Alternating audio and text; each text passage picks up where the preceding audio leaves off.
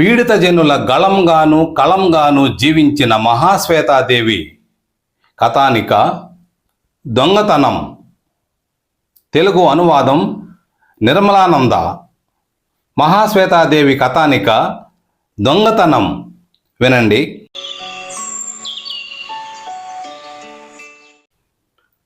అది పట్నానికి చాలా దూరంలో ఉన్న పల్లె.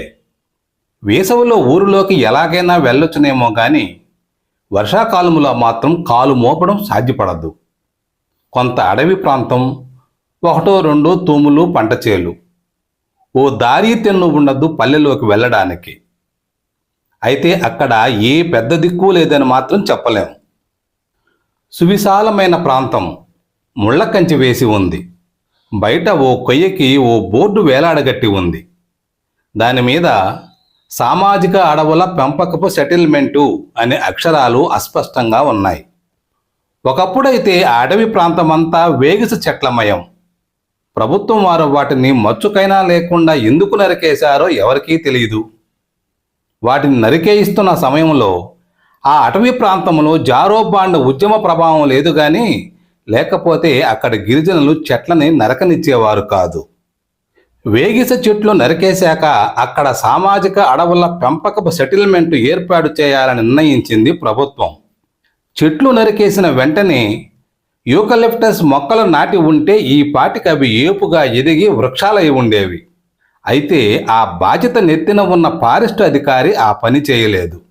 తనకి ఏ సమయంలోనైనా బదిలీ కావచ్చు కనుక దీపం ఉండగానే ఇల్లు చక్కబెట్టుకోవాలని ఆలోచించాడు.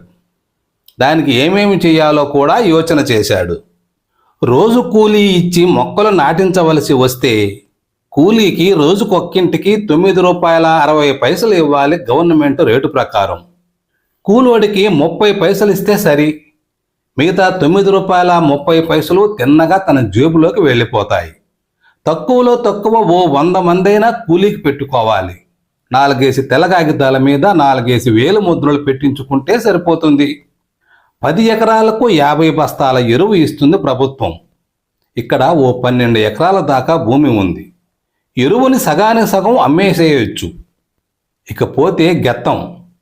గొల్లవాడి దగ్గర ఓ 10 లారీలు గెత్తం కొని 30 లారీలకు రసీదు తీసుకుంటే సరి. ఇలా ఆలోచించుకొని సెటిల్మెంట్ నిర్మించడానికని ఫారెస్ట్ అధికారి అడవికి వచ్చాడు. అతనికి పెద్ద సంఖ్యలో సంతాలు గిరిజనులు చేతుల్లో విల్లు అంబులతో స్వాగతం చెప్పారు. కృష్ణపద హంసద ప్రారంభించాడు. వేగిస చెట్లను నరికి యూకలిప్టస్ మొక్కలు నాటడం వల్ల కాదు ముక్త కంఠంతో ప్రతినినాదాలు ఇచ్చారు వారందరూ. మరొక చెట్టు నాటడానికి వీల్లేదు. వేగిస వృక్షానికి బదులు వేగిస వృక్షమే నాటాలి అన్నారు వారు. ఫారెస్ట్ అధికారికి మతిపోయింది. తాలూకా ఆఫీసుకి పరిగెత్తాడు. విషయం అంతా విని తహసీల్దారు సలహా ఇచ్చాడు. వచ్చేవి ఎలక్షన్లు, అవి అయ్యేదాకా వాళ్లతో గొడవ పెట్టుకోమాకు. తహసీల్దార్ సలహాకి ఫారెస్టు అధికారికే కాదు కేవల్ చంద్కి కూడా దిమ్మ తిరిగింది. యూకలిప్టస్ చెట్లు నాటుతారు.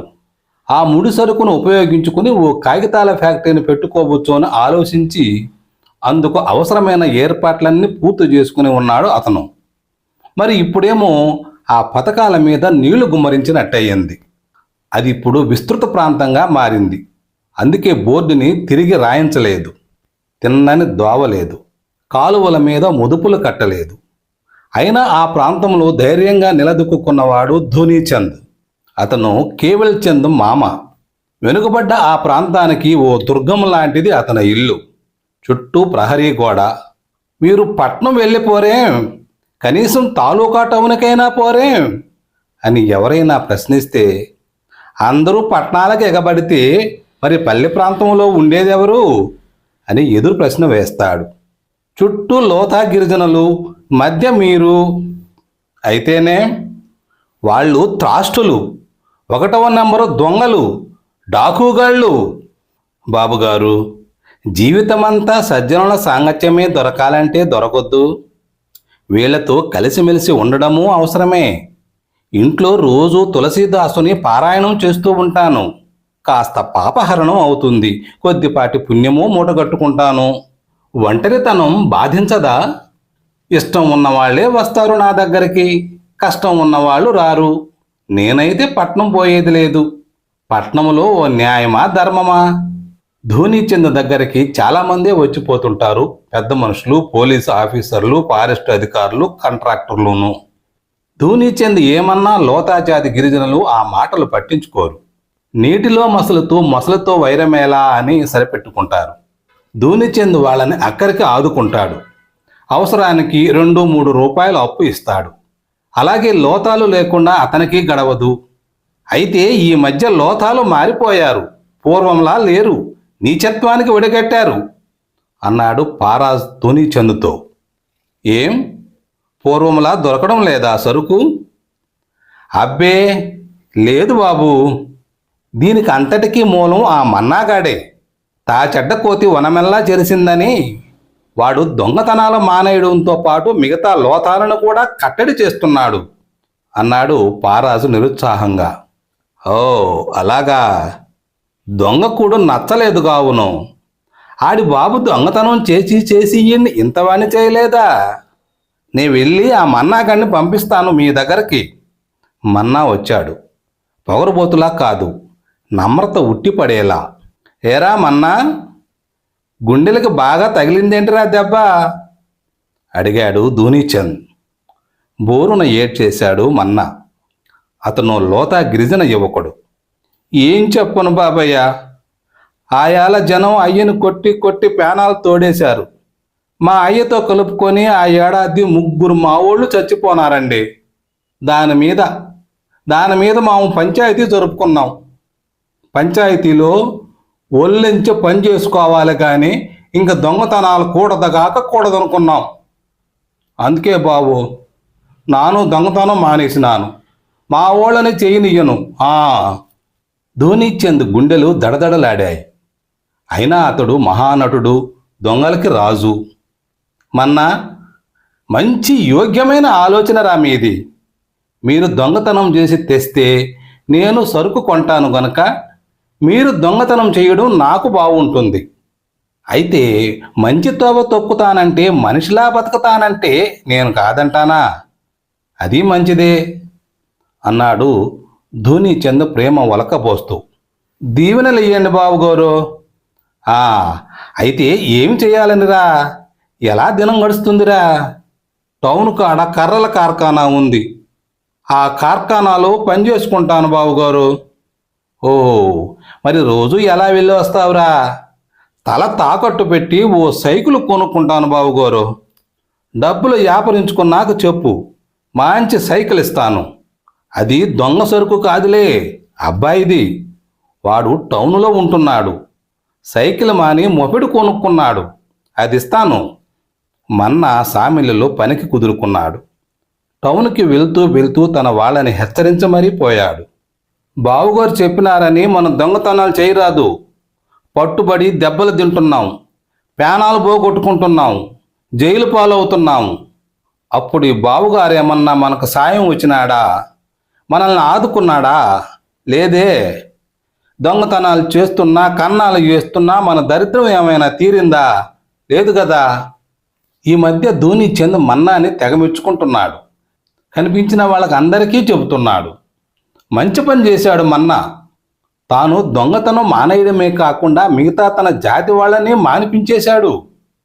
ఇదేమిటి, అందరూ మంచిదావు తొక్కేశారు అన్నాడు పోలీస్ ఇన్స్పెక్టర్. మంచిదే కదా, దానివల్ల మీకేం మంచి పేరు వస్తుంది. ఫలానా ఇన్స్పెక్టర్ గారు వచ్చారు, దొంగతనాలు అరికట్టారు అంటూ అంతా మిమ్మల్ని మెచ్చుకుంటారు. పేరెవడికి కావాలయ్యా? డబ్బు కావాలి, డబ్బు. లోథానా కొడుకులు దొంగతనం చేయాలి, ఆ సరుకు మీరు అమ్మాలి, నాకు 4 డబ్బులు ముట్ట చెప్పాలి. కానీ అయ్యా ఇన్స్పెక్టర్ గారు, నాకు మాత్రం నష్టం జరగడం లేదు. అయితే మానేసిన వాళ్ళ చేత మళ్ళీ ఎలా చేయించును దొంగతనాలు? ఆ మన్నా నా కొడుకు ఈ పెంటంతా తెచ్చిపెట్టాడు, లేకపోతే నిక్షేపంలా ఉండును. దేవుని మీద భారం వేసి ధైర్యంగా ఉండండి. ఇన్స్పెక్టర్ గారు, మరొక జాతి దొంగతనం చేస్తే అది అధర్మం అవుతుంది. అదే లోతా జాతి చేస్తే అది ధర్మం. లోతాజాతి కట్టుకోని గుడ్డ కూడా లేకుండా బికారుల్లా ఉంటూ మనల్ని పోషిస్తున్నారు. అందువల్ల వాళ్ళు దొంగతనం చేయడం న్యాయసమ్మతం అవుతుంది. ఒకవేళ వాళ్ళు తిన్నగా తోవకరారు, ఆ శ్రీరామచంద్రమూర్తే వాళ్ళని తోవలోకి తీసుకుని వస్తాడు.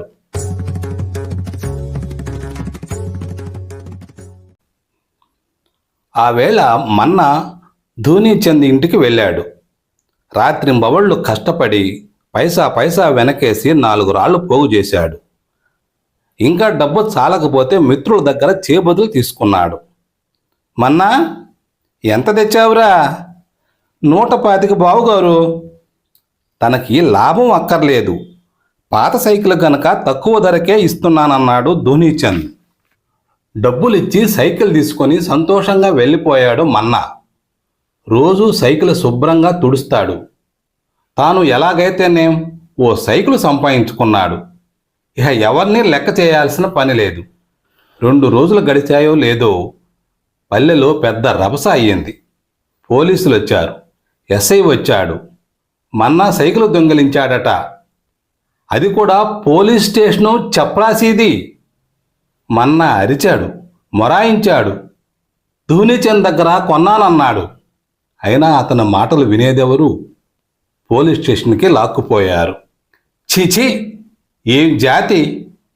ఈ లోథా వెధవుల రక్తంలో ఇది శాపం. దొంగతనం చేయకుండా బతకలేరు అన్నాడు ఎస్ఐ గారు చేదరిస్తూ. సాయంత్రం ధూనీచంద్ వీధిలో కూర్చుని ఉన్నాడు. అకరాజ్, లోచన్, చందన్ మొదలైన లోతాలు చేతులు కట్టుకుని నిలబడ్డారు అతని ముందు. ప్రతి ఒక్కరికి 5 రూపాయలు అడ్వాన్స్ ఇచ్చాడు ధూనీచంద్. మున్ముందు దొంగ సరుకులు తెస్తున్న కొద్దీ ఇంకా డబ్బులు ముడతాయి అని హామీ ఇచ్చాడు. డబ్బులు తీసుకొని అందరూ వెళ్ళిపోయారు. సాయంత్రం ధూనీచంద్ శ్రీరామచంద్రమూర్తి విగ్రహానికి హారతి ఇస్తూ, ఇదంతా నీ దయ ప్రభు అన్నాడు గద్గద కంఠంతో. కథ సమాప్తం. మిత్రులారా, ఇలాంటి ఎన్నో కథల కోసం, ప్రముఖ సాహితీవేత్తల కలం నుంచి జాలువారిన కవితలు, కథానికలు, సాహిత్య వ్యాసాల కోసం ఛానల్ని సబ్స్క్రైబ్ చేసుకొని ప్రోత్సహిస్తారని ఆశిస్తున్నాను. మీ మిత్రుడు జీవి కృష్ణయ్య. Thank you.